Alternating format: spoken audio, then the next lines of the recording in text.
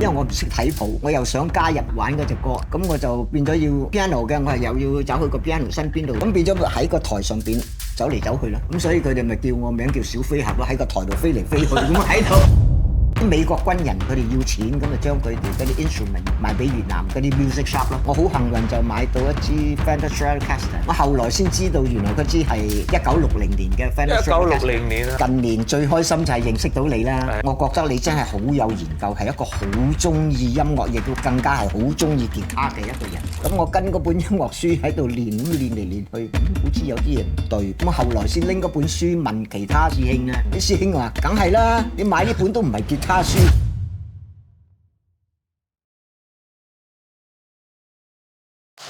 Hello， 大家好，早晨，我哋今日好榮幸可以邀請到香港嘅吉他大師蘇德華先生嚟到我哋嘅書吉他總部。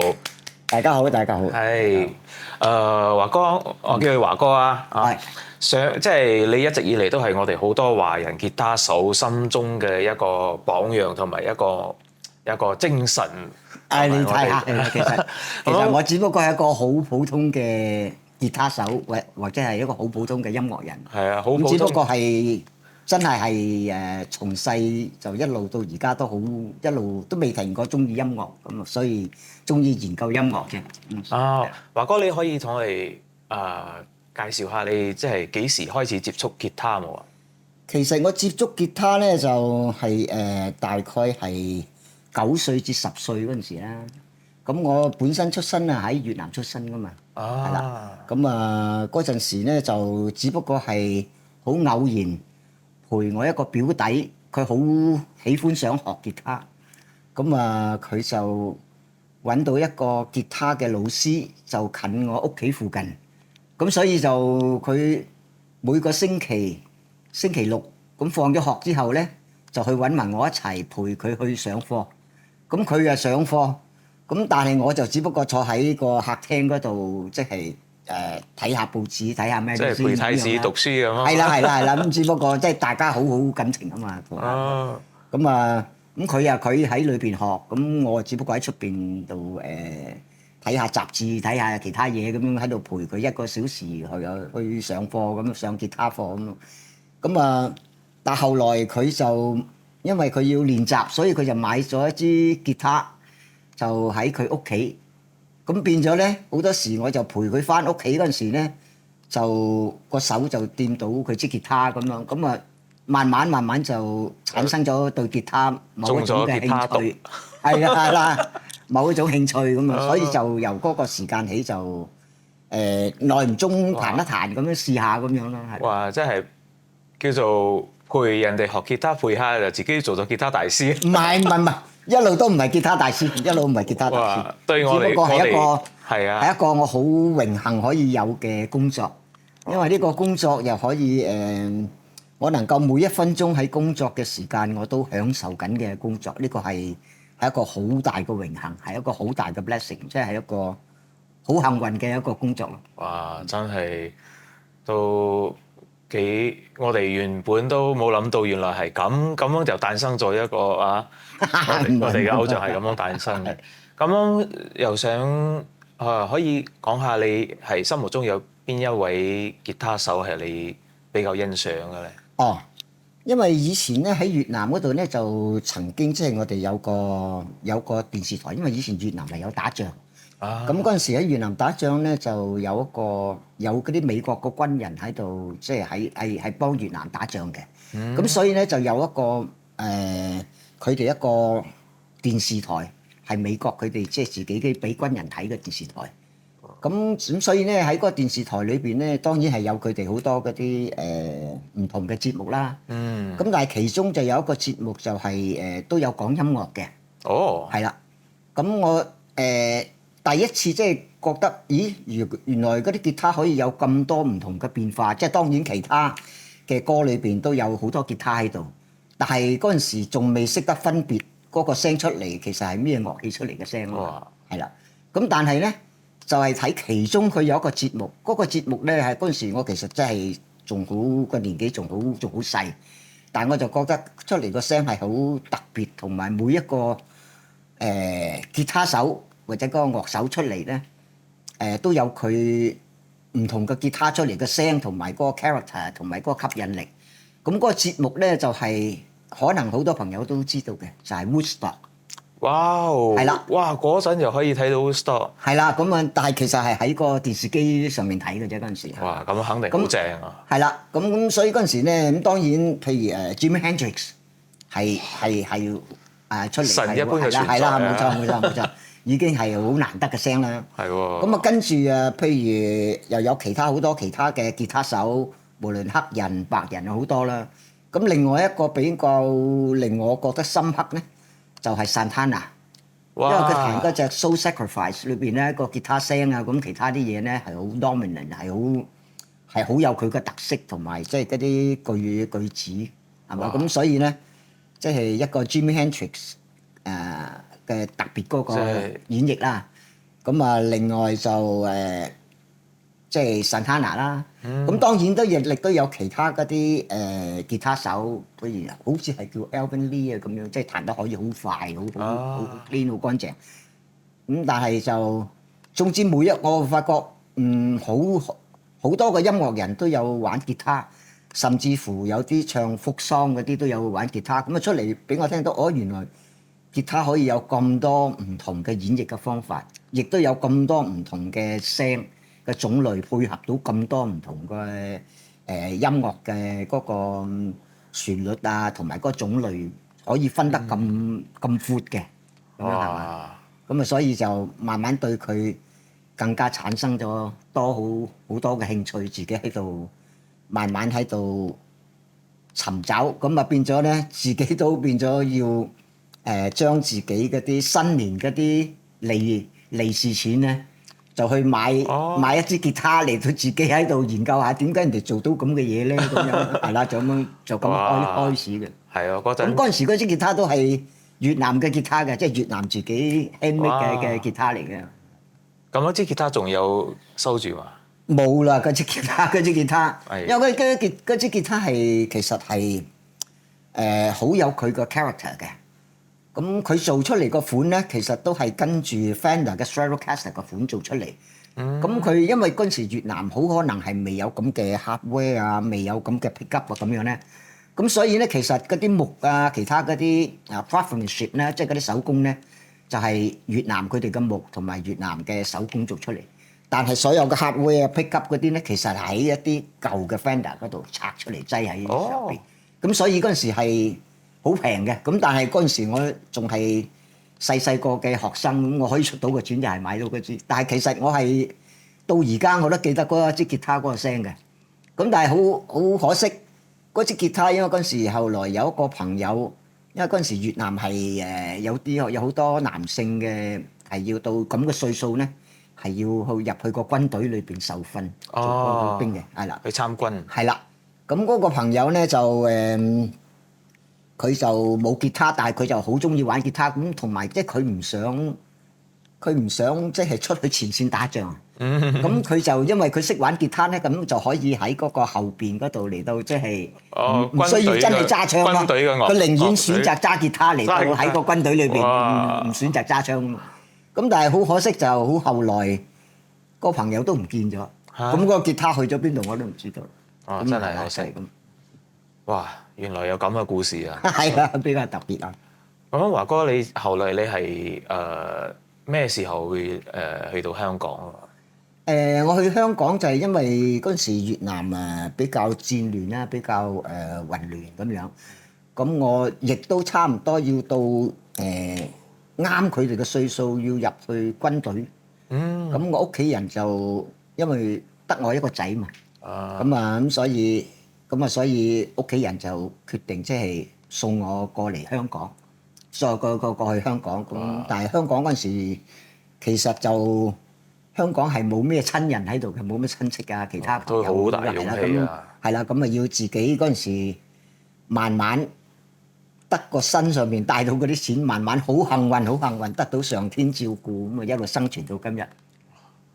哇！都真係唔簡單啊！咁當時華哥去到香港嘅時候，仲係點樣開始呢個音樂嘅生涯啊？哦，我開始呢個音樂咧，其實就係好特別嘅，因為嗰陣時去到，梗係又冇朋友，又冇咩其他嘅親人啊咁樣啦，咁更加唔會話認識嗰邊，譬如做音樂嘅人，梗係即係冇啦。最緊要係能夠即係有地方住，揾到一份工作，有嘢食咁樣係嘛？咁所以第一份工作咁雖然錢好少，咁但係起碼即係可以自己生存到咁喺度。但係好幸運就喺街嗰度咧，就喺街頭嗰度有啲報紙檔嗰度咧，咁其中有一日聽到側邊有一啲其他嘅後生仔講嘢，咁一聽到啲口音，我聽到咦〜原來係自己人越南係都係越南嘅過嚟嘅越南嘅即係嘅華裔嘅朋友咁樣，咁大家傾偈，傾偈咁佢哋咁跟住即係大家傾偈啊，你喺邊度工作啊咩咁其他嘢，咁後來嘅大家傾到我哋中意玩音樂嘅，我哋中意每個星期日會即係大家夾錢。去一啲 band room 嗰度夾 band 玩嘅，我哋係嘛？因為大家都冇咩其他嘅消遣，冇咩其他嘅即係嘅娛樂，咁大家都中意玩音樂嘅，咁玩下音樂咁。咁我聽到咦好喎，雖然嗰陣時我真係唔係識咁多嘢嘅，咁嗰個時間好可能彈吉他，可能你俾支吉他我可能會彈到一啲音出嚟，但係其實我唔知道嗰個音喺。即係今時今日嚟到個樂理上邊嗰個係 C 定係 A 定係 G 定係乜嘢，我完全唔識嘅。但係我係只不過係個腦裏邊有嗰個聲咁自己嘅手咁樣打出嚟。係啦，自己嗰個手就會知道我撳呢度就出到我心目中嗰個音出嚟咁樣。但係我唔知道個音係咩音嘅。咁好幸運咁，我哋喺嗰個 band room 嗰度。咁大家夾啲歌，咁我哋因為大家喺越南大咧，就都會識啲越南嘅歌。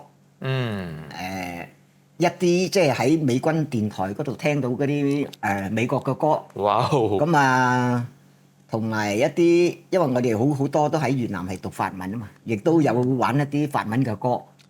係啦，即係法國嘅歌，咁即係所以即係有啲好唔同嘅 variety。咁就係啦，咁所以咧，反而喺嗰個 band room 嗰度咧，咁我哋玩咗3個禮拜到咧，即係大家每個禮拜玩1個鐘頭、2個鐘頭，大家咁夾咁樣。咁有一啲香港嘅特別嘅朋友敲門，就問你哋玩啲歌好特別，我未聽過有呢啲咁嘅歌。佢話我可能遲啲會有一個演出嘅地方，即係一啲 club。一啲 club 嘅地方，如果有嘅揾你哋去工作，你哋開唔開會唔會接受咁樣？機會嚟咯。既然如果係即係佢哋唔介意嘅，咁我哋咪當係一個 second job 嚟到，都揾到一啲錢幫下自己咯，咁樣係啦。咁終於佢真係揾到一個咁嘅地方。咁咁嗰個老闆。個 club 嘅老闆啊 manager 咁都中意佢哋玩嗰啲歌嘅 variety，因為可能同香港嗰陣時以前嗰啲大部分都係一啲係啦，一啲喺 club 裏邊多數都係一啲菲律賓人或者係即係都有香港嘅 musician， 都有香港嘅 band。咁但係佢哋玩咧好多時係好可能係比較多，因為香港嗰邊係聽英國嘅歌多啲。咁聽美國個歌可能就比較少一啲，喺嗰個年係啦，喺嗰個年代咧係啦。咁所以咧，我哋玩嗰啲又有啲越南歌，又有啲我哋自己亂咁玩嘅，即係嗰啲中文歌，又有啲法文歌咁樣。所以佢哋覺得即係比較特別，即係比較有唔同嘅 character 係嘛，唔同嘅聲咁，所以就請咗我哋。咁就係由嗰個時間，咁變咗係有好多香港其他嘅 musician 咧。就聽講話原來有一隊係越南華僑嘅 band 喺邊個地方嗰度有玩咁樣，咁佢哋上嚟聽，咁變咗大家就慢慢認識啦。咁認識咗之後，就多咗啲香港嘅朋友介紹我去另外一啲嘅 club 嗰度玩啊。咁因為嗰個時間就喺越南，大部分我哋好多越南華僑咧，去到香港都係暫時喺香港。佢哋好多係已經申請咗去法國或者係 Europe 第啲地方，或者係加拿大或者係美國咁。哇！咁所以嗰陣時喺香港最初大家喺度夾 band 玩嗰班朋友咧，已經一個去美國，一個啊去法國，一個去邊度咁啊？哇去澳洲咁啊，分開晒啦。開咁啊變枝散葉咗係啦，咁啊變咗我亦都好幸運，即係有香港其他嗰啲音樂嘅朋友介紹我加入第啲嘅 club 啊，或者第啲 band 嗰度，咁啊慢慢學嘢啦。咁啊一步一步得到好多呢啲咁嘅前輩師兄嚟到即係指點啊，加持啊係啦係啦，哇咁啊嚟到即係嗰陣華哥係教幾歲啊？嗰陣時啊，其實嗰陣時我係得十幾歲嘅咋，十幾歲嘅咋。犀利喎！10幾歲就有咁唔咁係唔係，嘅成就。呢啲全部都係運氣啊！呢啲全部都係上天俾我嘅運氣啫，係啦。即係一路都接觸到一啲即係可以帶到我行一條更加好嘅路嘅朋友。咁小飛俠呢個樂隊係咩時候開始嘅？哦，小飛俠咧就係因為其中我後來同香港一啲嘅 band 做一啲 club 裏邊嘅演出。咁但係其實我真係唔識嘢喎，我嗰時真係又唔識睇譜，自己彈緊個係咩音都唔知，我點睇譜嘅啫，係咪？唔識睇譜噶嘛。咁但係咧，佢嗰個 club 咧就好特別，佢嗰個 club 係有請一啲即係當然都有一啲香港嘅歌手唱歌，但係都嗰陣時嗰個年代咧係會有啲人唱下一啲，因為有好多嗰啲日本嘅投資嘅公司咧。喺香港嗰度上班，即係有好多嗰啲日本嘅建築公司啊，或者第二啲公司咧，咁所以有好多日本人係夜晚會去嗰啲 club 度消費嘅，咁所以咧佢哋會請有一啲係識唱嘅日本歌，亦都有請一啲係由台灣或者係新加坡或者係馬來西亞過去嘅歌手，馬來西亞都有㗎。係啊，咁樣嘅歌手即係唱一啲唔同嘅歌咁樣啦。咁但係佢嗰啲歌手咧，就每人嗰陣時都會有帶自己嗰啲 music score，即係嗰啲樂譜咧，係啦，嗰啲樂譜。咁啊，擠低個樂譜，咁就嗰啲我哋即係所謂嘅 musician，佢哋係 musician 啦，我其實唔係。咁啊，玩佢啲歌咁啊嘛。咁但係因為我唔識睇譜啊嘛，你俾個吉他譜俾我，我就直情哇個頭都暈曬，都唔知點玩。好刺激喎！係啦，咁變咗咧，我就要即係譬如嗰隻歌。係個 piano 係開頭嘅，咁我咪行過去嗰個 piano 嗰度聽下佢係咩聲咁樣，因為嗰陣時係冇真正嘅 monitor 噶嘛，因為嗰啲 club 嗰啲咁，只不過即係嗰個彈 piano 嘅，可能佢嗰度你要靠近佢先聽到佢嘅聲清楚啲。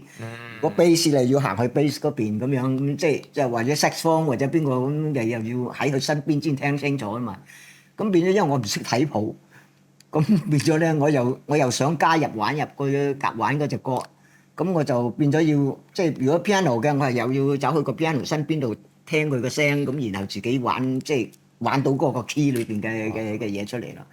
咁變咗喺個台上邊走嚟走去啦。哇！好似但係嗰啲 musician， 其他啲 musician 係定咗喺度噶嘛，淨係得我喺度個台度行嚟行去。咁我又細啦，即係我個身體又唔係咁高大咁樣咧。咁所以佢哋咪叫我名叫小飛俠咯，喺個台度飛嚟飛去咁喺度一齊。原來係咁啊！小飛俠就係咁樣誕生咗。哇！好嘢喎！唔係 OK，係因為我唔識諗應該都有人我唔識知道。嘢咁，但係我又想學到嘢，又起碼即係可以 adapt 到入嗰隻歌啱個 key 先啦。如果唔係你玩唔到個 key 嘛。但係其實我唔知嗰個係咩 key 嘅，只不過我知道個手擠嗰度就有嗰個音出嚟。純粹係搞音樂得啦。係我理得佢咩 key 啊？我搞出嚟音樂好聽就係㗎啦。我唔知好唔好聽啊！嗰個時間真係唔知㗎。哇！真係後尾就點樣係進入咗呢個主流嘅音樂市場？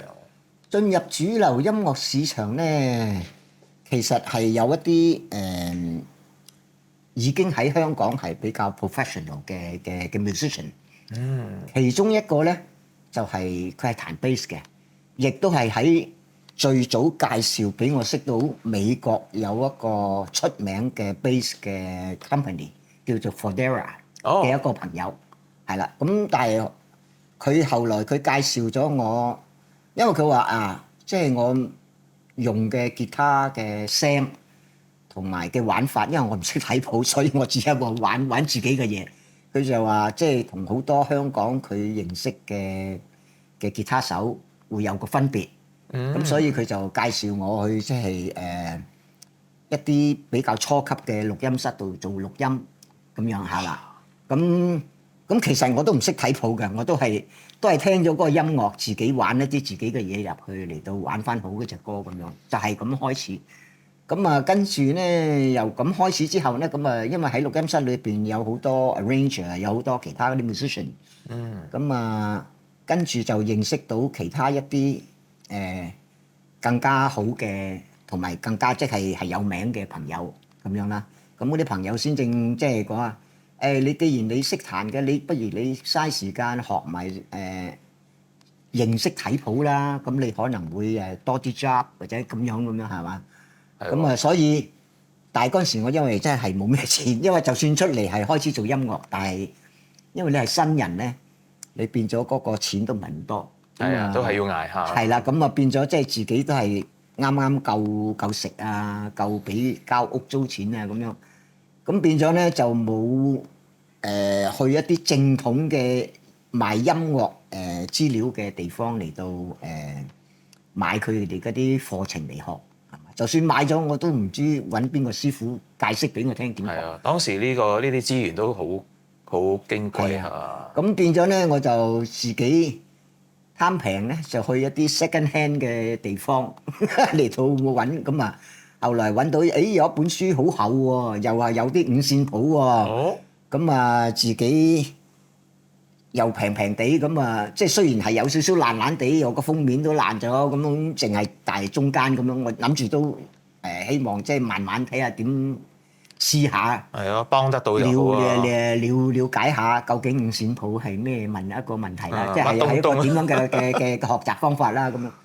咁但係買咗嗰本書後，慢慢自己喺度研究咁啊，而且嗰個同時間咧，因為本身咧我哋喺越南度咧係讀書陣時係越南文係最主要嘅，係 first 嘅。咁 second language 咧，先俾我哋揀，究竟係學Spanish 定係學德文定係學法文定乜嘢？但係嗰陣時越南因為以前咧係有法國人統治過，所以佢哋嗰啲政府嘅文件大部分都係寫法文嘅，即係等於香港大部分嘅文件都係寫英文咁樣啦，係啦。咁變咗我喺同一個時間又要想學好中文。又要學好英文，因為喺香港係英文為主啊嘛，係嘛？咁啊，所以嗰本書咧，佢又寫英文，佢又有一啲五線譜喺度。我諗住我可以同時間學到兩樣嘢啦，咁樣。咁啊，買咗嗰本書翻去自己喺度研究。咁其實嗰陣時咧，我自己都未有錢買自己嘅吉他嘅。咁變咗，我就算喺個 night club 嗰度玩上班或者咩嘢咧，其實個吉他同嗰個吉他 amplifier 咧都係租嘅，每個月係俾錢嚟租。仲有租吉他呢回事啊！係啦。咁當然我以前喺越南嗰陣時，因為有夠錢，咁就都有買咗一啲即係比較好舊嘅嗰啲。我有聽過。嗰啲美國軍人帶去越南嗰度，咁但係佢哋之後就可能打仗或者其他情形，佢哋要錢，咁啊將佢哋嗰啲 instrument 好平咁賣俾越南嗰啲 music shop 咯。哇！咁啊，我好幸運就買到一支 Fender Stratocaster。我後來先知道原來嗰支係1960年嘅 Fender Stratocaster。1960年啊！但係個身係花晒嘅。哇！仲過值錢啦！撞到係已經亂晒龍嘅。依家係寶嚟嘅喎。係啊。咁但係嗰陣時，因為我到香港咧，如果我坐船去香港咧，我淨係得個身上邊，即係着咗啲衫褲就係咁樣嘅啫，唔可以帶行李噶嘛。OK。因為嗰啲難民船咧。係咯。咁變咗我係好後期先正由好特別嘅情形，由喺越南嗰度嗰啲親人先至將我喺越南以前嗰支 Fender Stratocaster 啦，先寄過去香港。唔係。佢要寄，又唔可以直接寄過香港喎。哇！佢要嗰陣時，因為未有飛機去到香港嘅。咁咁啊所以要去到泰國，然後泰國先正又託另外一啲人咧，先寄到去香港。好大風險咯。係啦。咁所以喺我拎到嗰支 Fender Stratocaster 之前咧，嗰啲樂器全部都係租嘅，即係每個月俾錢。我今個月有呢支啊，咁我彈呢支啦，我都唔識佢咩牌子，即係出到聲、做到嘢、揾到錢、生活到啦。簡單啊！係啦。咁啊，後來咧就好幸運撞到一個當時喺香港好出名嘅菲律賓嘅 musician， 佢就叫做 Nonoy Ocampo， 佢係一個好好嘅 arranger， 亦都係一個好好嘅 pianist。個學問係非常喺音樂方面個學問非常高嘅。咁佢好特別，佢就係佢話佢喺好偶然嘅情況之下咧，佢聽到我彈嘅吉他聲同埋其他啲嘢咧，咁啊佢話你有冇興趣同我工作啊？咁原來佢嗰陣時咧就喺香港另外一個電視台嗰度做音樂總監，做 musical director， 即係 MD 啊，喺一個香港嘅以前就叫做 ATV 啦，而家嗰個電視台就冇咗啦。咁啊佢喺嗰度做音樂總監，咁啊叫我入去個電視台做嗰啲佢哋嗰啲節目嘅吉他。咁因為嗰陣時我都未係咁識睇譜噶嘛。咁我講翻頭先我買嗰本音樂書先。咁我跟嗰本音樂書喺度練，咁練嚟練去，好似有啲嘢唔對，有啲嘢唔對。咁後來先拎嗰本書問其他識五線譜嘅嗰啲音樂嗰啲師兄咧。啲師兄話：梗係啦，你買呢本都唔係吉他書嘅，唔啱你啦。嗰個 key 都唔啱。我話唔係話五線譜，全世界都睇五線譜，個係睇五線譜。佢話但係五線譜都有分唔同樂器嘅五線譜。原來我嗰本咧係 saxophone 嚟嘅，咁所以個 key 係完全唔同嘅，所以我跟佢彈出嚟係即係同個名裏邊講嘅嘢咧係唔啱咁嘅音嘅。原來我係買錯咗，係唔係吉他嘅？呢個都因為我唔識啊嘛，我以為總之係五線譜，應該全世界都係五線譜㗎啦，都係一樣㗎啦，係咪？都係嗰個 note 嗰個符號喺嗰一點度，喺嗰條格度，喺嗰條線度就係嗰個音嗰啲，原來唔係嘅。呢個真係撞到後板啦！係啦。咁anyway 就即係識多一樣嘢咧，原來係音樂係五線譜咧，就算同一個點喺同一條線上邊咧，唔同樂器係出嚟唔同嘅音嘅。估佢唔到啊！係啦。咁又上咗一課啦。咁喺嗰個係啦，後來喺嗰個期間就係我頭先講開嗰個菲律賓嗰個好出名嘅 arranger，Nonoy Ocampo。咁佢介紹我入去 TVB 裏邊，即係幫佢做個音樂。咁我都有幫佢講，我話我唔識睇譜嘅喎，佢話唔緊要，你跟住我啲音樂彈嚟玩啦咁樣。咁我幫佢做咗一次之後，佢話：你下個禮拜有時間再幫我。我話嚇，我仲有得做啊！你有咁多咁出名嘅菲律賓嘅，有咁多咁出名嘅菲律賓嘅樂手幫你忙，你點解要揾我一個又中國人係嘛？又細細粒粒，嗰陣時又即係得嗰10幾歲啫嘛，都又乜都唔識，又唔識睇譜，點解你要揾我？咁佢話唔係，我頭先我哋上個禮拜做嗰個節目，嗰啲歌手好中意你吉他聲，好中意你彈吉他啲嘢咁啊，所以你下個禮拜都幫個手啦咁樣。咁幫咗佢2個禮拜，咁跟住咧佢就有第二啲 recording，第二啲嘅 record， 即係因為嗰陣時香港嘅 music 係好蓬勃嘅，百花齊放，差唔多係啦。佢哋嗰啲 professional 嘅 musician 咧，每日都要去錄音室度做，咁去完錄音室又跟住去電視台做啊，咁樣好忙㗎佢哋。咁佢嗰陣時咧就介紹我去幫佢手開始即係錄一啲歌嘅嘢。咁好撞啱嗰個點講咧？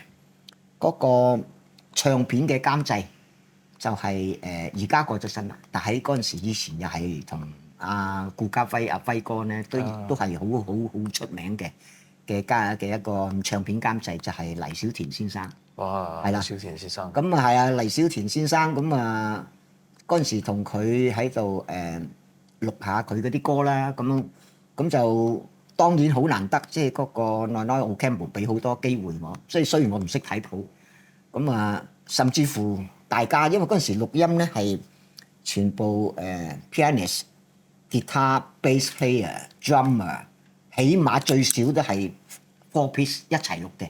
咁但係因為嗰個 Lionel Campbell 咧，佢比較忙，同埋即係佢係同埋佢啲 arrangement 真係做得好好。咁所以佢嗰啲錄音咧係全部嗰啲 saxophone 啊、violin 啊咁嗰啲10幾個人嘅 band 咧已經 set up 晒喺度錄嘅。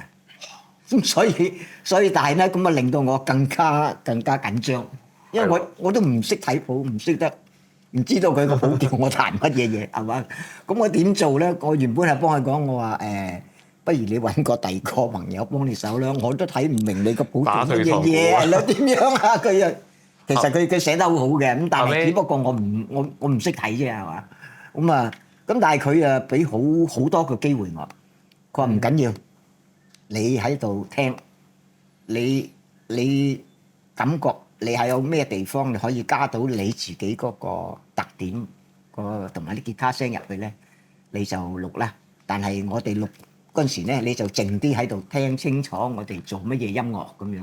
咁佢俾我咁嘅機會，就係由咁嘅機會開始就接觸到錄音呢方面啦。咁啊，亦都係即係認識到黎小田先生。咁啊喺同佢試錄個唱片一兩次之後咧。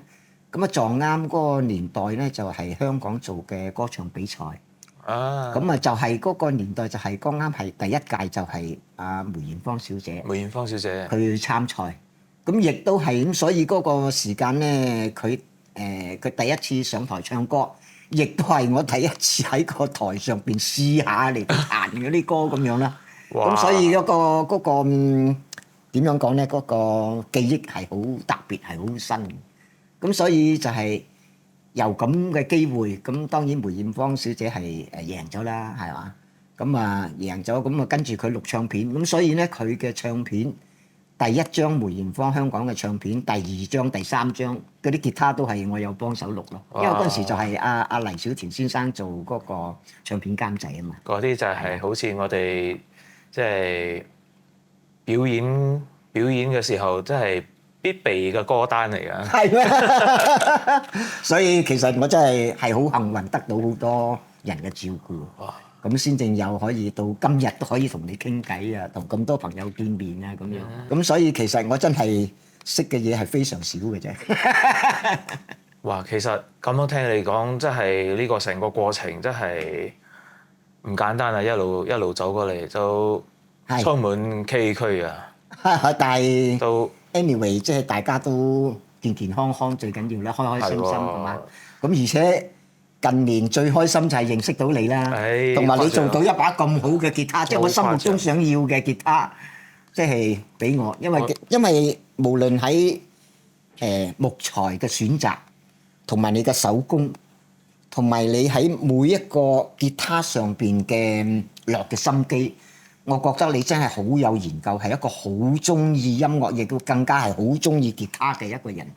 能夠即係好為我哋吉他手諗到好多好特別嘅嘢，譬如選擇嘅木材啊，同埋你呢啲 pickup 都係自己 wound 嘅。你係啦，你全部即係知道即係應該點樣做，可以幫到我哋嗰啲吉他手能夠有一把好嘅吉他出到嚟，即係做到自己心目中喜歡嘅嘢咁樣，好難得㗎。咁甚至乎呢個 bridge。我覺得佢仲好用過有好多美國或者係外國嘅牌子，真係啊，真係。真係誇張。咁甚至乎呢啲 machine head 啊，咁都係好 reliable， 係好 stable， 好好，即係非常開心有呢支吉他。好多謝華哥嘅欣賞同埋賞識。唔係應該嘅，真係。因為你落咁多心思，落咁多嘅時間。嚟到幫我哋忙，嚟到設計，即係一啲適合我哋吉他手，尤其係今時今日嘅吉他手嘅聲。因為今時今日嘅吉他手可能因為嗰啲 song 嘅 variety 比較多，啲種類多，咁所以一支吉他嚟到講咧，好多時係因為我哋唔係好似外國咁樣會有 roadies， 有幫手可以拎4-5支吉他或者咁樣，咁好多時我哋係一支吉他要做好多唔同嘅嘢。但係你可以即係可以幫到，尤其係我咁幫到我，即係我心目中想要嘅嘢，你都盡量嚟到 fulfill 到俾我。係啊，我即係當時做緊你支吉他嘅時候，我都係成日聽翻華哥你錄嘅歌咁樣，我都喺度感受緊。哇！呢支吉他有朝一日都係要可以服侍到我哋心好開心啊！咁偶像所以即係當然，我以前係曾經都好幸運買到好多其他唔同牌子嘅吉他。咁啊，每一支吉他都有佢嘅 character，都有佢嘅特點。咁但係總括嚟到講咧，喺我心目中始終即係我希望有一支更多特點嘅吉他出嚟。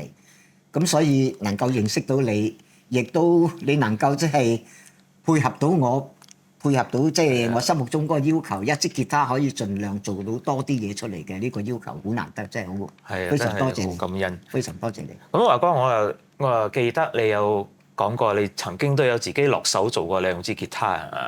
係啊，因為我冇錢，同埋我主要就係我嗰支喺越南嗰度買嗰支1960年嗰支 Fender Stratocaster，仲未寄到俾我啊嘛。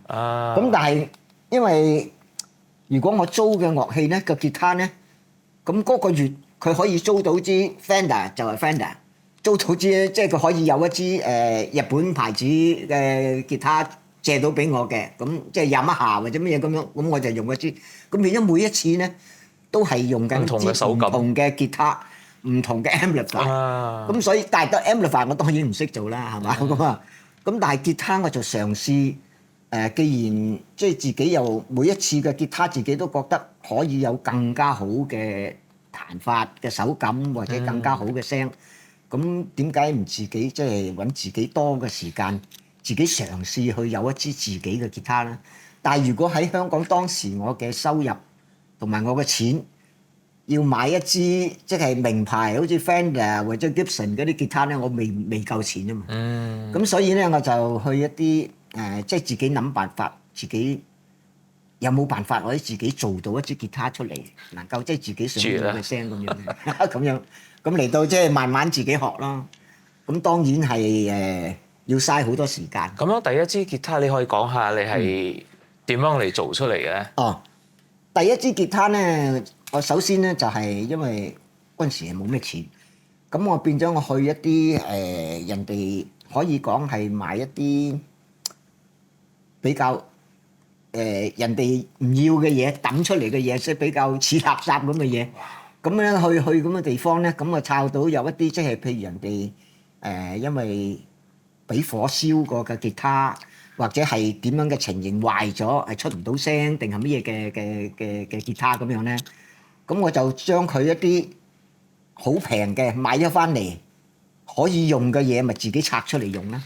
咁譬如嗰啲 pickup 咁樣咁啊，咁啊嗰陣時好幸運，咁啊有嗰陣時一啲好舊嘅 Gibson 嘅吉他，咁佢個身又用唔到，啲其他嗰啲嘢又有好多都用唔到，咁啊但係咧佢兩個 pickup 都出到聲，咁啊所以我第一支吉他嗰兩個 pickup 就係一支好舊嘅 Gibson 嘅吉他個 pickup，咁然後嗰個 neck 咧又喺另外一啲嘅，即係個身爛咗嘅，其他嘢用唔到嘅，淨係嗰條柄用到嘅，咁啊摷個柄出嚟。咁但係嗰陣時咧，我係未買到個吉他嗰個身啊，未買到個 body 啊，未買到個 body。咁我就變咗去一啲人哋賣木嘅地方嚟到叫佢哋賣一啲木俾我，然後自己鋸咯。勁！咁嗰陣時係啦，咁嗰陣時咧，但係我自己就知道，即係個 body 咧。個木一定係要夠點樣講啊？即係嗰啲木嘅 fibre 一定係要緊密夠實淨。佢係啦，咁佢先至可以有出到佢嗰個震動嘅共鳴聲。咁嗰陣時我覺得，即係因為我唔識木噶嘛，我唔知道。但係我覺得，如果嗰啲人，如果我知道嘅木，咁當然有好多啲傢俬、啲台凳都係用木做啦，係嘛？咁但係我又覺得，但係嗰啲傢俬嗰啲。時常都係擠喺度，好靚靚咁啊！可能望起上嚟好靚，咁但係我唔知啲木實唔實淨喎。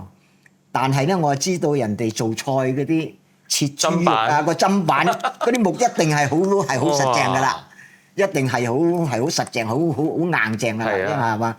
咁所以我就去人哋嗰啲做砧板嘅地方嚟到，叫佢讓一塊木俾我，然後自己鋸咯。咁樣會唔會好重啊？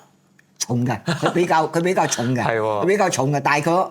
因為始終我冇用到個砧板咁厚啊嘛，因為啲砧板好多好厚嘅。係幫佢刨。咁係啦，咁佢所以一來我係可以平一啲買佢鋸咗出嚟嘅木，咁只不過嗰個大細咧可以鋸到出嚟一個 guitar body 嘅 shape。咁但係嗰塊木咧係可能係即係佢哋係鋸咗佢哋嗰個心目中嗰個厚度出嚟，剩咗出嚟嗰啲薄一啲嗰啲木。咁但係嗰個薄一啲嘅木就啱啱好就係即係比個 guitar body 係比較薄啲噶嘛。你砧板可能斬佢爛噶嘛，用嗰咁薄係嘛？但係我吉他可以用啊嘛。咁所以咪自己翻去用鋸啊，用螺絲批作一支自己心目中嘅吉他出嚟。哇！真係彈吉他彈到自己作出自己支吉他，真係好勁啊！我覺得冇辦法啦，冇，因為自己係冇咁嘅資金，但係自己又想有一支自己心目中嘅設計或者嗰個聲嘅嘢嘛。咁啊，自己喺度研究咯，即係都想明白下咁呢支吉他有上過正場喎？有嘅。有做過。係咁嗰支吉他咧，首先點講咧？我請咗啲木之後，因為自己即係真係冇嗰個木嘅手工嘅 quality，咁所以比較難睇。咁啊，所以而且即係嗰陣時我又唔識得點樣去買乜嘢，應該係用啲咩嘅 coating 嘅漆油啊嗰啲咁樣。咁所以咧第一支咧，我反而係即係行咗去一啲人哋修理車嗰度。咁問佢哋，咁佢哋唔係即係見到佢哋喺度修理車會噴嗰啲車漆嗰啲顏色嗰啲漆油啦，係嘛？咁我好中意嗰陣時，佢有一個黃色，咁佢就話：我呢個黃色咧就係俾 Ferrari 嘅黃色嘅。咁我話：哇，好似好出名喎，好似係一個好外國名。其實嗰陣時我都唔知 Ferrari 係咩，不過佢講話 Ferrari 嘅黃色係好特別嘅，咁我都好中意嗰個顏色。咁所以就買咗嗰2罐漆油自己噴啦。咁所以嗰支吉他就係黃色嘅，就係我希望就係真係 Ferrari 嗰個 yellow 咧。結果都幫你做咗好多經典嘅歌。係啊，因為嗰支吉他係真係好有佢嘅自己嗰個聲出嚟嘅。咁啊，只不過嗰支吉他咧，因為佢個聲係比較獨特，即係比較 typical。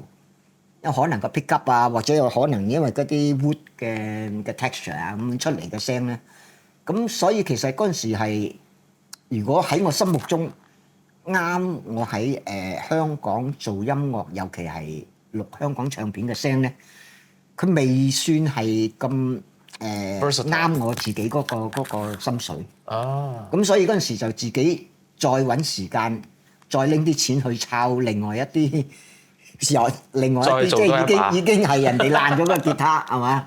而家即係自己將佢再冚好一支吉他出嚟，所以嗰陣時就做咗2支，第2支就係嗰支，即係將一啲但係嗰陣時咧就係覺得嗰個砧板個木嗰個咧重咗少少，重咗少少，同埋佢嗰個冇咁實際咗。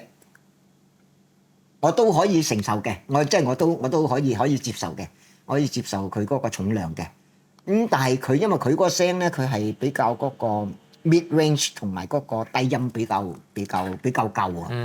咁好多時香港有好多嗰陣時唱片裏邊啲歌咧，未必咁適合咁 full body 嘅個聲出嚟咁樣。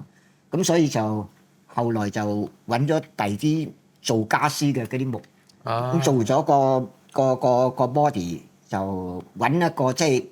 人哋裝修，因為揾裝修嗰啲朋友咧，幫我即係慢慢磨好個身啊，點樣？然後我自己又用嗰啲 sandpaper 嗰啲砂紙嚟到磨翻好，咁即係叫做似樣係一個 guitar body 咁樣。咁但係嗰陣時我又覺得，我嗰支黃色嗰支嗰個聲係有咁 solid 咁沉嘅聲，係咪因為嗰個 coating 咧，即係嗰啲 paint 咧？咁所以咧，我第2支吉他嗰個 coating 咧。我就即係我都想有 coating，咁即係我嚟 body，因為香港嘅氣候都比較潮濕啦，有陣時都好熱啦，咁所以如果嗰個木係冇一個 coating 嚟到 protect 佢咧，係我覺得又好似唔係幾啱嘅，係嘛？即係越純粹係一個木嘅話，好可能有陣時有啲汗水啊，有啲咩入咗去可能會影響個聲咁咯。咁嗰陣時咧，咁所以我後來希望即係有一個 coating係好輕好 light，但係又可以 protect 到佢嘅某方面。咁嗰陣時我就見到有一啲人喺度做嗰啲雀仔籠，咁啊然後係雀仔籠，咁啊做完咗個雀仔籠，即係用嗰啲 bamboo 咁樣，即係嗰啲竹咧做好個雀仔籠之後，就搽一種漆油，佢哋嗰啲漆油。咁後來我問佢哋，佢哋先話係啊，呢啲係我哋中國好特別嘅一種叫做果漆。其實我都唔知佢係用乜嘢做果黐果，即係誒生果嗰個果。果漆係啦，係。咁我話你可唔可以有多樣俾我啊？咁我試下即係將佢搽喺我嗰個第二把吉他嗰個身度啦。哇！咁所以嗰支吉他個 body 嘅 painting 其實係唔係真正嘅漆油，又唔係真正人哋即係家私上邊啲嘢。係做雀仔籠嗰啲漆嚟，一種保護防止變形嘅。係啦。哇！華哥當時係70年代定係80年代？嗰陣時80年代。80年代你已經考慮到呢啲重點，我哋做吉他嘅重點，所以咧，嗰支吉他反而嗰支吉他咧。喺梅艷芳同埋張國榮最初嘅唱片裏邊咧，我都有用佢哋做音樂嗰支。所以我哋一直以嚟聽緊嗰啲將冰山劈開、妖女，係嗰啲 solo 就係呢支吉他出嚟㗎。係。哇！即係就係我嗰個 number 2吉他。當時我哋就聽到一直 repeat 聽緊嘅 solo， 原來就係呢支傳說中嘅自己砌出嚟嘅吉他。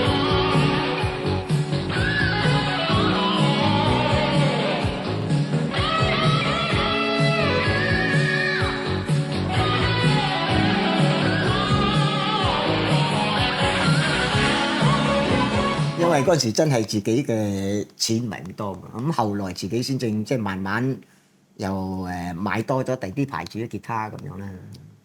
哇！呢啲真係腦洞大開。唔係，我哋仲諗住話呢支吉他肯定好，呢首歌肯定用支好貴嘅吉他錄出嚟㗎啦。所以反而到後來咧，我另外嘅買嘅吉他。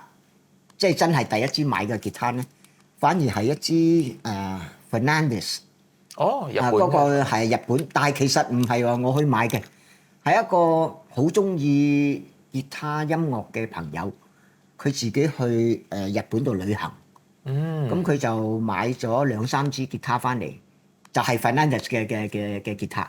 係啦，咁佢就咁佢就問我我而家我去完旅行，我買咗嘢翻嚟，我唔夠錢用，我想賣翻支吉他出嚟，你有冇興趣啊？我話你平啲，我可以 afford 得到，我咪買執到寶啊！係啦，咁所以嗰陣時就買咗支紅色嘅 Fernandes，因為嗰陣時我第一次見到係成條 neck 都有拼嘅，即係都有漆油嘅。因為平時嗰啲吉他全部都係 natural colour 係啦，係咪有啲填寫喺第12格啊？嗰支冇嘅，唔係嗰支，係好簡單。咁但係嗰支吉他咧有一個好特別嘅情況，就係嗰陣時我買咗嗰支吉他咧，就嘗試帶出去錄音咁樣啦，即係多一個聲嘅選擇啦。咁啊撞啱嗰支吉他嗰陣時做個錄音咧，就係同阿張國榮先生，佢嘅其中一個唱片。咁佢仲要佢嗰個唱片封面，佢當時係想希望有少少音樂動感嘅封面，咁所以咧佢就見到我支吉他鼓你呢支吉他啱我，可能會一陣間晏晝要拍嘅嗰個唱片封面嗰套衫嘅嘢，咁所以我就借咗嗰支吉他俾佢。哇！所以嗰支吉他咧反而喺張國榮嘅 album 裏邊咧紅咗，做咗封面，唔打唔撞咁樣紅咗。係啊！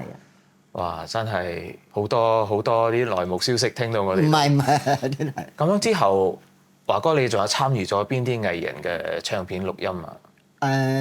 因為由最初嗰陣時就係當然係由阿黎小田先生佢哋個團隊，即係做譬如梅艷芳、張國榮。咁跟住咧，因為嗰陣時佢哋咧就係叫做華星唱片。華星唱片。係啦，華星唱片。咁華星唱片咧，其實亦都係香港 TVB 電視台嘅唱片公司嚟嘅。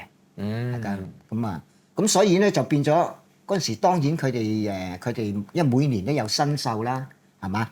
咁我每年新秀都有嗰啲冠軍嘅歌手，或者第二名歌手、第三名歌手，咁啊佢哋都要出唱片，咁啊變即係都要出新歌。咁啊由佢哋嗰度開始錄歌，咁啊然後咧亦都當然譬如 Naomi Campbell 佢有做編曲，咁佢有幫第啲公司有做錄音嘅，為啲唱片公司做錄音嘅，有陣時佢都要揾我去參與咁樣啦。哇！咁當然喺嗰陣時喺華星唱片裏邊有好多其他嗰啲編曲家或者嗰啲 arranger 咧都有做第啲公司咁樣，咁所以就介紹我多咗好多其他嘅唔同嘅唱片公司、唔同嘅 artist 裏邊嘅歌裏邊錄啦。咁但係嗰陣時咧，因為我哋喺香港錄音咧，咁當然你哋聽唱片係聽到呢隻歌，譬如叫做風繼續吹，或者叫做咩名係嘛？你哋咁嘅。但係我哋喺錄音嗰陣時咧，就算係有嗰份音樂譜，雖然我唔係咁識得睇啦，咁但係咧有嗰份音樂譜上邊淨係寫住 Song Number One、Song Number Two 或者係 Song A、Song B 咁樣嘅啫，係冇歌名嘅。亦都唔知會係邊一個 artist、邊一個歌手會唱呢首歌嘅，唔知嘅，因為我哋要錄咗音樂之後，咁然後唔係要錄咗音樂之後，咁然後先正可以俾人哋寫填詞。寫咗填詞之後咧，咁然後先正喺嗰隻歌度起個歌名，根據嗰個填詞，即係個歌嗰個意思嚟到起個歌名。咁變咗呢啲係好後邊嘅事，但係我哋錄音嘅時真係唔知道會唱歌嗰個會係邊一位嚟嘅，都唔知道幾時錄啊。係㗎，咁變咗，所以就算係今時今日有陣時有啲朋友問邊一首歌邊隻歌係咪你錄音㗎？咁有啲吉他聲好似係你嘅吉他聲，我唔知㗎，我要聽翻先知㗎，因為我錄音嗰陣時係冇歌名㗎嘛，係嘛咁啊，所以後來即係當然喺香港。錄咗唱片之後，咁亦都會有一啲譬如台灣有一啲錄音需要喺香港錄音，咁都有揾過我，係嘛咁嗰陣時當然即係亦都會經過好多唔同嘅歌手嘅唱片，俾佢哋認識到我嘅吉他聲或者我嗰個recording 嗰個 style 咧。咁當然最初就係梅艷芳、張學榮。咁但係後來咧就到當然又可以參加到，譬如Alan Tam、譚詠麟校長，譚詠麟校長，咁跟住都有錄佢啲歌，咁跟住佢哋因為 Polygram 咧，佢哋都好多 artist，咁係啦，咁嗰陣時所以咧，亦都有錄到好幸運錄到，譬如張學友嘅歌咁好多黃凱芹、張學友咩甚至乎餓狼傳說嗰啲啊，係啦。係啦，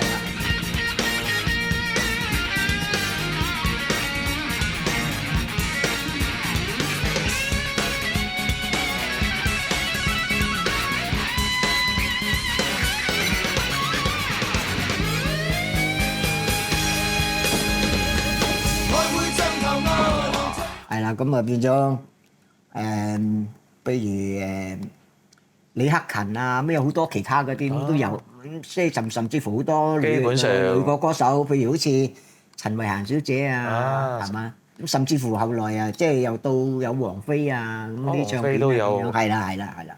王菲嗰啲咧就當然香港嗰啲都有錄，咁但係反而係佢。國語，尤其係台灣幫佢做監製嗰啲咧，我就彈得更加多啲。反而喺台灣幫佢製作都揾你彈。係啦。真係。咁佢哋有陣時就係飛嚟香港揾我彈，咁有陣時就係我飛過去台灣同佢哋做錄音咁樣。咁所以亦都係咁嘅情況之下，亦都認識到當時阿王傑嘅第一張佢個原本個 manager。亦都係佢嗰個即係揾佢出嚟做錄音嘅嗰個音樂人，叫做李壽全，係一個好出名台灣都有彈吉他、有唱歌嘅一個音樂人嚟嘅。咁佢帶咗嗰陣時就係帶咗嗰啲 tape，因為嗰陣時我哋係用錄音帶錄音嘅，唔係用電腦錄音嘅。係咯。咁帶咗阿王傑第一隻唱片嗰啲歌俾我錄音。咁但係我哋嗰個嗰個時間錄音完成得好快，即係當然佢成個 arrangement 係台灣嗰邊做嘅 arrangement，咁啊都有寫啲譜，咁啊反而佢哋台灣寫嘅 music 數字歌咧譜係啦，就係寫簡譜咁，簡譜我反而容易睇容易明白。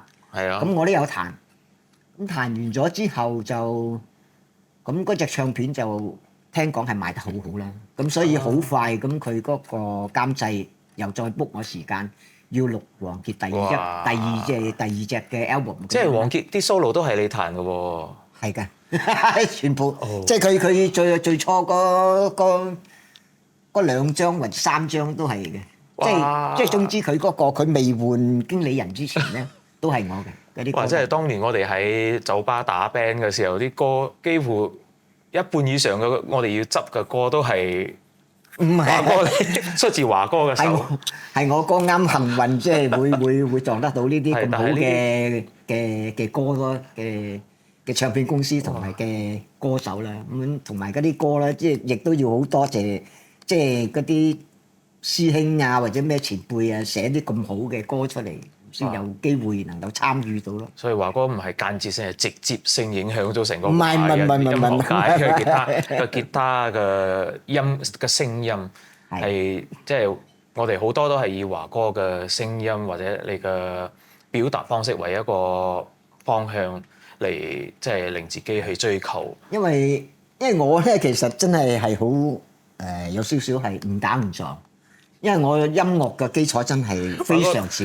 非常少。咁變咗咧，我即係盡量即係以我自己個腦裏邊感覺應該用嘅咩聲，應該用乜嘢嘅彈法，咩 style 嘅彈法，同埋即係點樣配合嗰啲音出嚟，盡量希望即係幫到隻歌好會有佢嘅 character，同埋好好聽，即係容易俾人哋接受咁樣啦。個故事性係啦，即係變咗我，所以係講真一句。我係唔係咁忠實去彈人哋嘅音樂譜嘅一個音樂人嚟嘅？我係始終都係，因為我唔係咁睇得完全明白佢個譜，咁所以我係會加插咗，即係開頭嗰陣時，而家可以比較即係明白多啲嘅音樂譜啦。以前嚟到講係真係完全係自己加入自己嘅意見比較多啲嘅。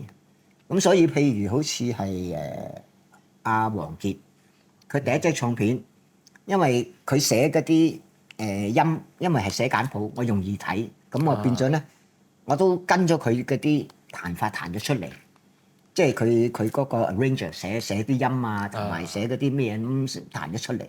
咁但係因為我哋嗰個錄音嘅時間快咗，比佢心目中 expect 嘅時間快咗。咁但係佢 book 我香港我哋嗰個錄音室咧。就個時間仲有多咗4-5個鐘頭出嚟，我哋早咗ahead 咗嗰個 schedule，提前完成咗。係啦，咁變咗嗰個唱片監製咧，阿李壽全先生就話：佢話其實聽到你喺度即係試緊咪、試緊聲嗰時咧，你都有啲自己嘅彈法喎。佢話我照俾個錄音錢嚟，你可唔可以將頭先嗰啲歌用你自己嘅方法錄一次你自己嘅方法嘅音出嚟，即係你自己嘅 version 啊，係啦咁樣。咁我既然你俾錢嘅，又肯俾機會俾我嘗試，咁咪試咯咁樣。咁所以錄完咗之後咧，咁到佢第二個 second album 咧，係同樣都係台灣最出名嗰位陳志遠先生做編曲啊，因為第一次佢係全部寫晒，因為佢係識得彈吉他㗎，佢知道點樣寫咩音係啱吉他嘅。咁其實佢寫得好好嘅，其實真係寫得好好嘅。咁但係第二次嚟嗰份譜上邊咧，就比較空白啦，淨係有嗰啲 chord 名，就有即係 sample 咗好多，俾你發揮 sample 咗好多。咁我話呢份譜係咪因為時間趕，所以仲未寫好嘅？佢話唔係啊，佢話因為個 arranger 話。你彈嗰啲嘢仲啱過佢心目中諗嘅嘢，佢所以呢張唱片你任你自己點樣，任你發揮係啦，任你自己先，中意點樣彈都嚟彈咯。咁啊，所以就係咁樣。哇！咁啊變咗即係由阿王傑啊，同埋阿王菲啊咁嗰啲嘅，同埋阿張學友佢啲錄音咧，咁啊變咗多咗台灣嘅 arranger 同埋嗰啲唱片監製咧揾我過去台灣做錄音，咁甚至乎好多時都有過嚟馬來西亞呢度做錄音嘅，係啦，咁啊亦都當然都有去大陸做錄音啦，亦都有去新加坡做錄音啦，都有好多嘅，係啦。咁喺你哋馬來西亞呢度錄音嗰陣時，以前好多時去嗰間，你唔記得咗個廟咩名，但係好大間嘅，喺 PJ 啊，係咪有個地方叫 PJ 嘅地方有個好大嘅錄音室嘅，係啦，咁啊多數喺嗰度錄音啊咁樣。哇！都幾多姿多彩啊！係啊，非常幸運，即係能夠有咁嘅機會。所以我哋都非常幸運，可以咁深入嘅了解華哥嘅音樂歷史旅程。所以我哋今日真係好榮幸同埋好幸運啊！可以有華哥嚟同我哋分享你嘅呢啲故事。呢啲純粹係上天俾我嘅運氣嚟啫，真係。咁華哥可以介紹下你支吉他嘅特點喎，有咩功能啊？我首先咧就係因為而家有好多歌佢哋需要嗰個吉他嘅 range，咁所以咧我係因為以前嘅吉他大部分即係當然最早嘅我接觸到嘅 Fender Stratocaster，佢係得21個 fret 啫嘛，即係得21格啫嘛。後來嘅新出嘅先有22格啊嘛，咁啊 Gibson 嗰啲都係22格咁樣係咪？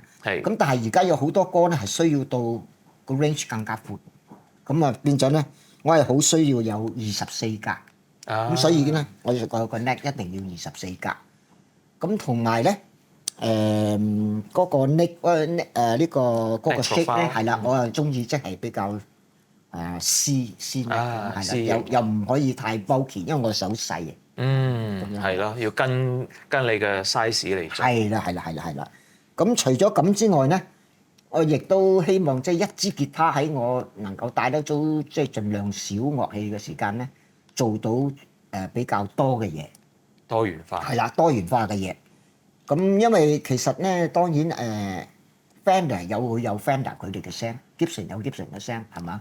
你 PRS 有 PRS 嘅聲，即係譬如我以前買到嘅，譬如John Suhr 嘅吉他，或者係Tom Anderson 咁，佢哋全部都有佢哋嗰個聲咁樣係嘛？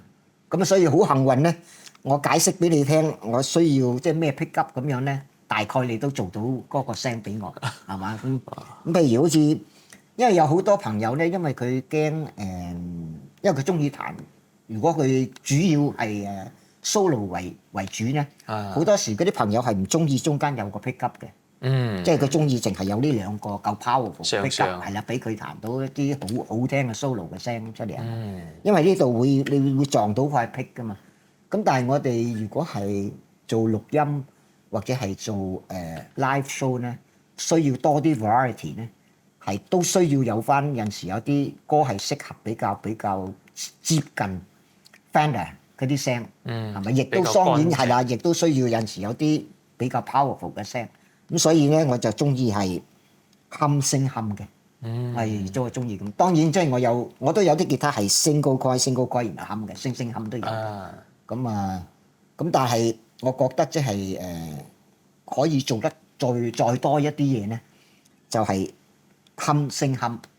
當然係佢哋嘅 pick up 出嚟嗰個 range 能夠配合得到啦。咁係嘛？咁好幸運，你幫我真係做得到啦。咁樣係啦。咁同埋咧，好多時以前嘅最早當然嘅 pick up，嗰啲聲嘅 selection 多數都係得3個啫。除咗你係用 Alembic 或者係其他嗰啲牌子，哇，好複雜，有好多 in phase out of phase 嗰啲。太空艙。係啦，嗰啲咁嘅情形。但係嗰啲咧，我就覺得我自己就唔係咁啱用。我未揾到佢哋一個最好嘅用法。同埋尤其我哋喺 live 嗰度，唔似喺錄音室。錄音室啊，我需要咁嘅聲，我可以慢慢扭5分鐘、10分鐘嚟到選擇嗰啲 pick up 嘅 combination 係嘛？咁但係我哋做 live 嘅話，只有1秒鐘或者半秒鐘俾你選擇改嘅聲啊嘛。咁所以就嗰啲唔係咁適合。咁但係以前嚟到講咧。多數就算係進化到後來嘅，譬如Fender 嘅 style，都係得 5-way 嘅 switch， 即係有5個聲咁樣係嘛？但係喺5個聲裏邊咧，我覺得始終有啲 combination 咧係你 compensate 咗嘅，即係未出到晒嗰啲 pick up 嘅 combination 嘅聲。咁所以我就希望你幫到我手嘅就係加多一個 knob， 加多個 switch， 俾我有其中一個 pick up 可以即係加入去 on off， 加多一啲聲嘅。咁我就選擇係呢個 bridge pick up。個常開係啦，可以即係我拍咗之後咧，我安咗之後咧，變咗呢個 pick up 係常開嘅。咁變咗咧，我可以多咗個 combination 就係呢兩個全部 humbucker 出嚟個聲，即係去翻到譬如接近 Les Paul 或者係其他 Gibson 嘅即係兩個 humbucker 嗰個聲啦，係嘛？咁啊個聲。咁除咗咁之外咧，因為我加咗呢一個 switch 嘅話咧，咁我除咗咁咧，我亦都可以加咗，譬如果撞啱譬如喺嗰個 fourth position， 即係平常嘅 5-way switch 咧 ，fourth position 淨係得呢兩個啫嘛，係嘛 combination。但係我如果安埋我呢個 bridge pickup 咧，就變咗多咗一個聲係3個溝埋嘅聲，咁樣嚟到即係多咗起碼多咗2個聲以上。咁同埋我哋嘅好多時喺一隻歌裏邊，又要彈到有接近 acoustic guitar 嘅聲，又要又要有啲 distortion 吉他或者係電吉他嘅 solo 或者其他啲 pass。咁所以咧，如果我哋係換吉他咧，係唔夠時間換吉他嘅。當然我都中意嗰首歌裏邊係真係有一把 acoustic 嘅出嚟嘅聲。咁但係時間唔夠嘅揾喺戰場上邊，冇錯，冇得俾你選擇。咁只不過得嗰1秒俾你換吉他，你邊換得切啫？你插線都插唔切啦，係咪？就算係有 roadie 幫你攬個吉他，都起碼都要3-4秒啦。你拎起支吉他，尤其是啲 medley 嘅時候。係啦。咁所以咧，我就希望係有支吉他出到好嘅接近到真係 acoustic 嘅聲。咁啊即係最好開心就係近年會有咗 Paizo 呢個設計啦。咁所以呢支吉他咧，我亦都係即係就係得你個幫忙，即係安咗呢個 Paizo，咁變咗有啲歌需要有acoustic 嘅聲，接近 acoustic 嘅聲，咁都可以幫到我。咁我喺好快嘅時間之下就可以即係又可以由一個 acoustic 嘅聲 switch 到一個 electric 嘅聲，或者一個 electric 嘅聲 switch 到 acoustic 嘅聲咁樣啦。咁同埋我嘅要求咧，就係呢個 Paizo 咧，我除咗有去安之外咧，我中意有佢一個 combination 係可以混合埋我呢個 electric pickup 嗰個 texture 落去嘅。咁變咗有陣時，因為有陣時呢啲 Paizo 咧，佢始終唔係真嘅 acoustic 出嚟個 amp。咁有陣時出嚟咧，佢可能個聲係薄咗啊點樣？咁所以咧，我中意佢有個選擇咧，可以 combine。咁我變咗咧，我可以互補佢。係啦，我可以喺嗰個 acoustic 嗰個 Paizo 出嚟嗰個聲嘅時間咧，我可以點樣選擇加呢個 pickup，或者加中間 pickup，或者加呢兩個 pickup，甚至乎加3個 pickup 出嚟，會出到接近我心目中想要嘅聲咧。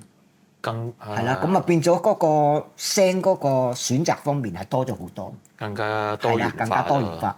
甚至乎有陣時，我譬如因為我呢個 Paizo 係有佢自己獨立嘅呢個大細聲嘅 volume，係啦，咁所以咧有陣時甚至乎有一啲歌雖然佢係 humbucker，咁其實有陣時因為有啲比較有啲歌嘅 style 係比較 funky， 咁你要嗰啲 funky 嘅 strumming 咧，有陣時係呢啲humbucker pickup 咧。係出嚟係去唔到佢嗰個 presence 嗰個高音嗰方面嗰啲 attack 嘅。咁但係咧，因為我有咗呢個 Paizo 嘅個 combination 咧，就幫佢補。我就可以係啦，我就可以喺開少少呢個 Paizo 佢嗰個高音嚟到幫到佢嗰方面嘅聲音出嚟。咁變咗嗰個 song 嗰個 sound 嘅 variety 就多咗好多選擇。係啊，就更加可以盡量接近心目中完美嘅聲音。係啦，想要嗰個聲同埋嗰個 sound quality 啊。哇！咁所以呢個就係我一路諗咗好耐嘅嘢，但係好多謝你幫我實現到做到出嚟。我哋都係好驕傲，我哋嘅作品可以俾華哥帶住全世界。唔係，係你幫到我哋，係你幫到我哋吉他手，真係㗎。咁樣好啦，我哋今次就好多謝華哥接受我哋嘅邀請嚟到呢度做呢個採訪。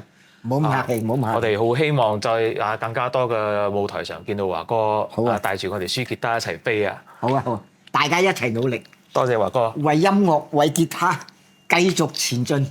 好嘛？多謝多謝你，多謝阿 May，多謝。